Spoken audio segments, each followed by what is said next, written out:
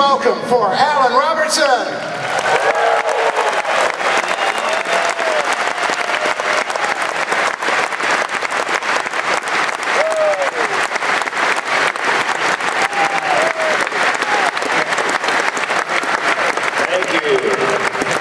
I tell you what, are we ignited for Jesus Christ or what? Are we on fire here? Tell me about it. All right, I know I've come to the right place then because I love to set fires for Jesus Christ. And that's exciting that all of you guys came here as well. How many of you, by applause, have ever heard of a show called Duck Dynasty? How many of you?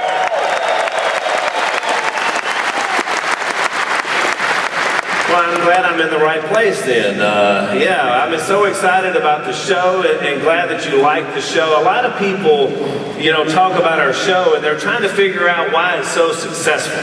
They say, is it just the beards? Is it the rednecks? Is it Uncle Si? What is it about this show? And so they'll compare it to other shows.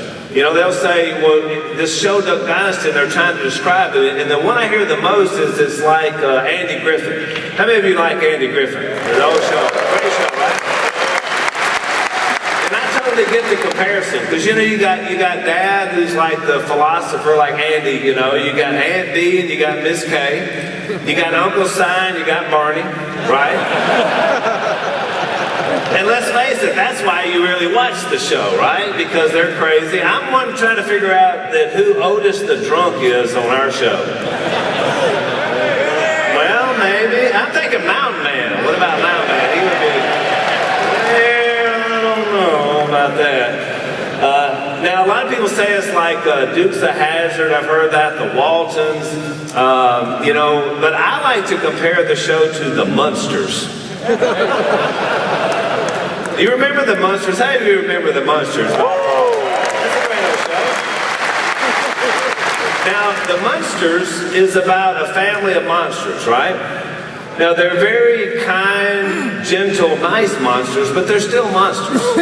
And then this beautiful cousin came to live with them. Does anybody remember her name? 14 people remember that it was Marilyn Munster. Now, she was beautiful.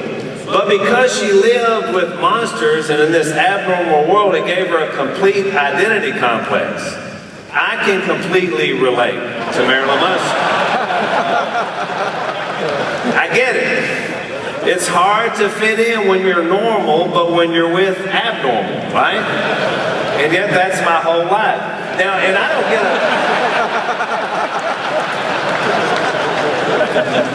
look like a clean-cut pastor, right? Now, even when I grow a beard, I don't know if you can tell, I got a few whiskers here. They're working on for an episode coming up. But even when I grow a beard, I can't catch a break because Dad and Si say I look like Yasser Arafat. Which I think is completely unfair. Yasser Arafat had a terrible beard, and he was a terrorist on top of that. And besides, have Dad and Si looked in the mirror lately? That's all I'm saying. You're going to compare me to Yasser Arafat. I'm just saying. Now, there's no doubt about it.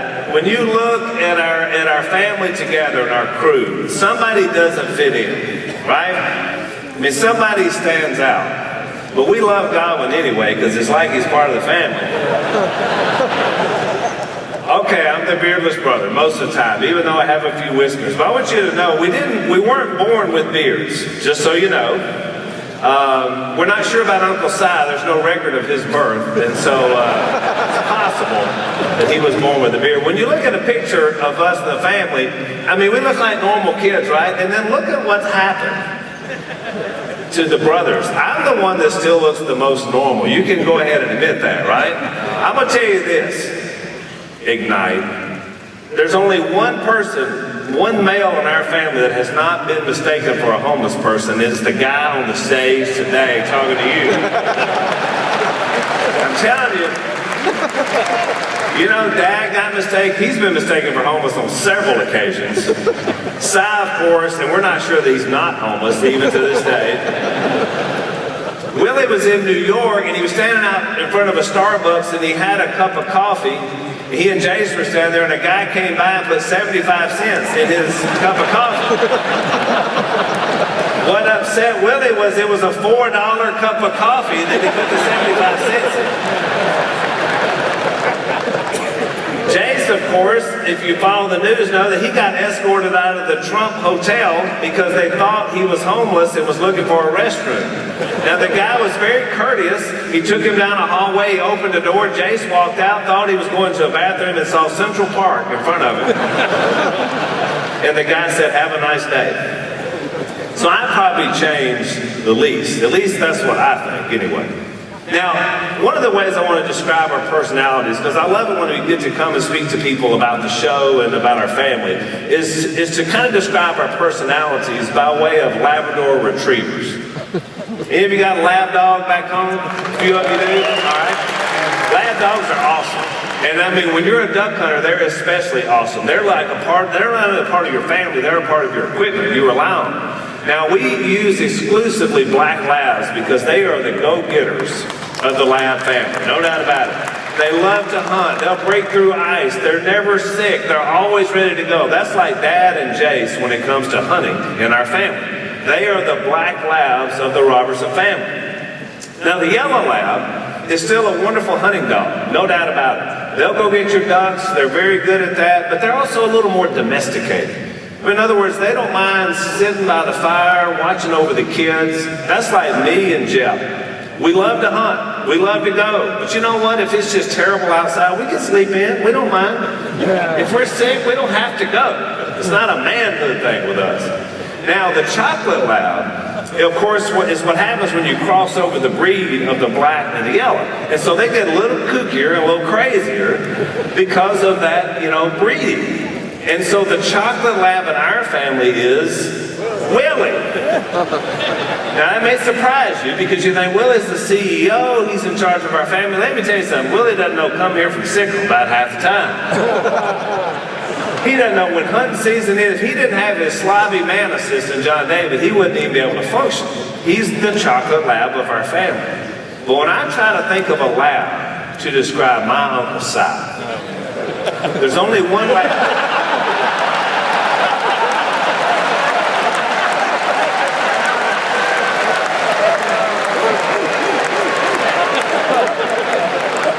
Do watch our show, I can tell now. Everybody always asks me about Uncle Si. Is Uncle Si as crazy in real life as he is on Duck Dynasty? Well, let me just tell you something. My Uncle Si, his craziness is like an iceberg. You're only seeing about this much crazy. There's way more underneath. We're just tapping into that. My Uncle Si served in the United States Army protecting our rights and freedoms as an American for 24 and a half years.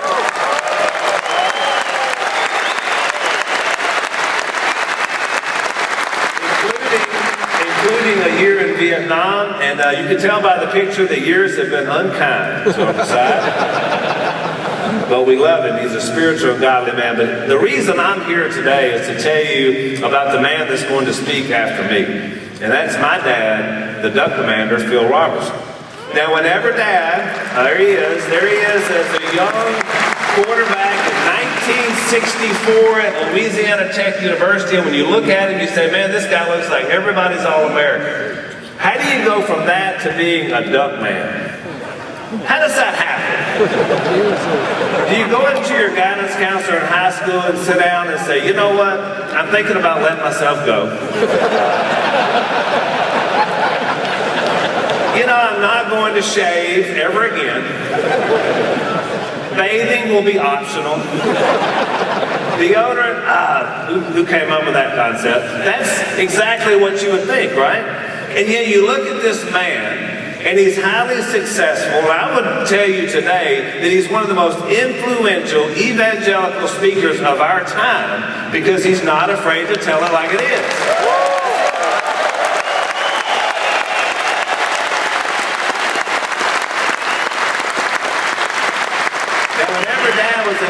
Tech University, of course, most of you, if you followed our family, you know this, but his backup was a guy named Terry Bradshaw, who was pretty good, right? 4 Super Bowls with the Pittsburgh Steelers, and Dad was ahead of him. You know, so that tells you that Dad was pretty talented when it came to a football field, but he really didn't love football. He wasn't passionate about it like Bradshaw was. They reconnected last year. After 44 years, they hadn't seen each other, and they were honored at Louisiana Tech. And I tell you, it was so fun just watching them reconnect and hear them tell the stories of their college days. And Dad looked at Bradshaw and he said, Bradshaw, we both done pretty well. And he said, yeah, you chased the Bucks and I chased the Ducks. So we're both doing pretty well, right? Bradshaw was a good dude, and we really have enjoyed reconnecting. Unfortunately for my dad, it was during this period of his life, when he was in college, that he began to leave the path of what he knew to be right. His parents had raised him to be a Christian for the first 18 years of his life, but like a lot of kids do, he went to college, especially in the late 60s, and he lost his way. Even though he was married while he was there and had me in 1965, so he had a young family, he still wasn't the man that God had called him to be. And so when he left college, he quit playing football and he left college, and all he really cared about then was hunting ducks and drinking beer. That was his life. It wasn't about his family. It certainly wasn't about serving God. And it wasn't about my mom, Miss Kay. But you know what? My mom was the person that God put in his life to remind him that he had a purpose. She was that glue that held our family together. But it was so difficult for her because all of his family as well as her family were saying, you know what? We don't think he's ever going to change. Because it had been 10 long years. Now he was 28. And it wasn't just like a college kid running around. Now he's a grown man, but he's acting like a juvenile. And his life was continuing to spiral out of control. Finally, he and Mom separated. She was moved to West Monroe with us boys. And Dad showed up one day in his truck, and Mom saw him slumped over the steering wheel. And she thought, oh boy, he's come here drunk. There's no telling what's going to happen. So all the people in her office had their fingers on 911 to see what was going to happen, and Mom walked down to the truck, and when she looked in, he leaned back off the steering wheel, but he wasn't drunk. He was crying. And he said, I want my family back. And Mom said,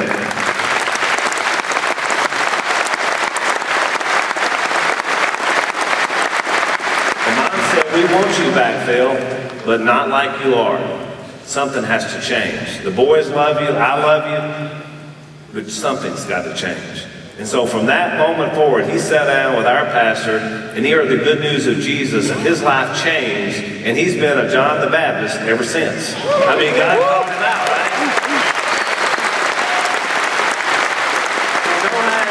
Maybe someone came here to this event, or maybe you know somebody that you couldn't get here, but you're thinking, I just don't know if they're ever going to change. I'm telling you to be patient and keep praying that God will turn them, because you never know when you got another great warrior out there like a Phil Robertson who's just waiting to be plucked out of the hands of the devil to do something good for the kingdom of God. My debut on Duck Dynasty was the season 4 premiere, and I was able to officiate a vow renewal for my mom and my dad. It was the most watched event in cable history for a reality show. 12 million people tuned in this night to see that. Isn't that neat? Little did the network know if they just put a beardless brother on there, the numbers would skyrocket through the roof. Whenever Dad became a Christian, he got a clear vision of what God had for him. And he said, you know what, I need to build a duck call, because I love to hunt and I love to fish and I want to make a living doing it, but I'm going to share Jesus as I go. So we commercial fished the Washita River, and that's how we started. And Dad began going out and doing duck call seminars, and he began to talk to people, and not only about duck calls, but about Jesus Christ. And he was bold in his faith, and he never took a step back. And people said, Phil, you can't do that. If you go out in your business and you talk about Christ, you're going to damage your business and destroy it. And Dad said, are you kidding me? I'm talking about dead men coming out of the ground. I can't not talk about that. My business will grow, and if it wasn't for the Lord, I would have no business. And so God was building something in him for that day to be ready for this day, because God knew what would happen. We began to make videos, and they became very popular. People began to watch them, and they began to emulate some of the ways that we are. And I see today, there's some of you with beards and sock hats, and praise God for you, because that means you can be different, but you can be a Christian, and you can love Him. And so people began to see that. And then all of a sudden they came and said, you know what, you guys could be on national television. And so we made a show called Benelli Presents. And this show quickly became #1 on the network and said, you know what, I think God may be doing something here. And then along came this juggernaut that became known as Duck Dynasty. Now Willie says he thought it was about a Chinese restaurant when they first came and told us about it. But it was going to be about our family and about how we lived and about our business. And they said, well, this is going to be great. It's going to be about money, faith, and ducks. And that was going to be the tagline. But we said, whoa, whoa, whoa, whoa, whoa. It's not about money, faith, and ducks. It's about faith, family, and ducks. Because that's who we are. And so that quickly became our mantra, right?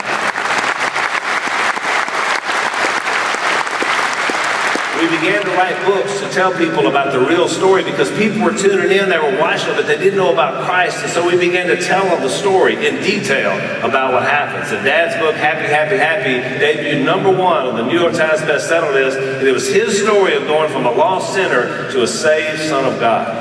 And then we knew that God was moving us.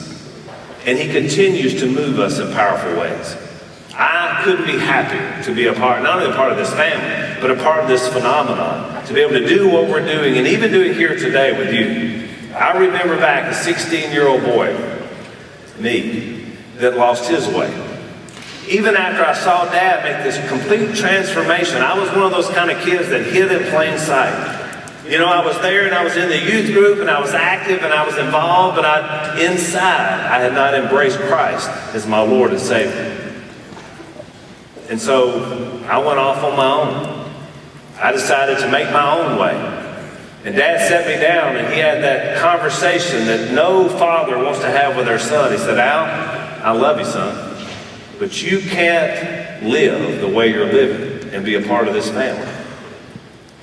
Now, at the surface, and at my age, 17 years old, and I was so full of arrogance that I thought that was hate speech. My dad hated me. But as I look back on it now, I realize that was love speech. He was desperately trying to get me to obey and do the right thing. But you know what? I wasn't ready yet. So I went off to a spiritual oasis to find myself. I went to New Orleans, Louisiana. I'll tell you something. If you go to New Orleans, you better have a game plan when you go there, or you're going to find yourself in a lot of trouble, and I did. I found myself one Sunday morning on the wrong end of a jealous husband's crowbar. And then I realized that if I continued to live this way, not only was I not going to be saved in heaven, but I wasn't going to see my 19th birthday. And so on that city street in Kenner, Louisiana, I decided that I was going to make Christ my Lord. And I went back home. And I didn't know exactly what was facing, because Dad and I left it in a bad way. And when I pulled up and I got out, Mom and Dad came out to meet me, just like that father did in Luke 15, with open arms. And he said, welcome home, son. And we killed the fattened catfish and we had a celebration, a feast. Because the lost son had come home. Now, Dad and I are best friends. We travel all, we speak to great audiences. But I knew even back then, I said, women are going to be a problem for me, because they've been a problem up to that point. And so I picked up the phone and I called this girl that was in love with me in high school, and I said, I hear you're dating somebody real serious. And she said, I am. I said, well, I'm back in town. She said, I heard. And I said, well, I heard you might get married to this guy. And she said, we're talking about it. I said, you want to go out Friday? And she said, sure. So I knew I still had it.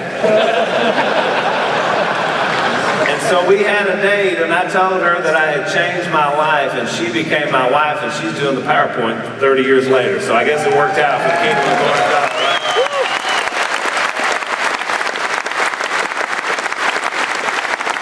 We do a book called The New Season, and let me just tell you something. You need to pick it up, and you need to read it, and if it doesn't impact you, I promise you'll want to give it to somebody that needs it, because we could have called it The Good, the Bad, and the Ugly, because it's all in there. But God does amazing things with vessels who are willing. I want to close with a verse, Psalm 128. It's one of my favorites because it describes to me our family. Blessed are all who fear the Lord, who walk in obedience to Him. You will eat the fruit of your labor. Blessings and prosperity will be yours. Your wife will be like a fruitful vine within your house. Doesn't that sound like Miss Kay at that table at the end of the show? Your children will be like olive shoots around your table. Yes, this will be the blessing for the man who fears the Lord. I pray that you came here as that man, but if you didn't, that you will leave here as that man. And I tell you what, if you hadn't been put on fire yet, let me just tell you something, the guy coming after me, if he won't light your fire, then your wood's wet. Thank y'all for being here today.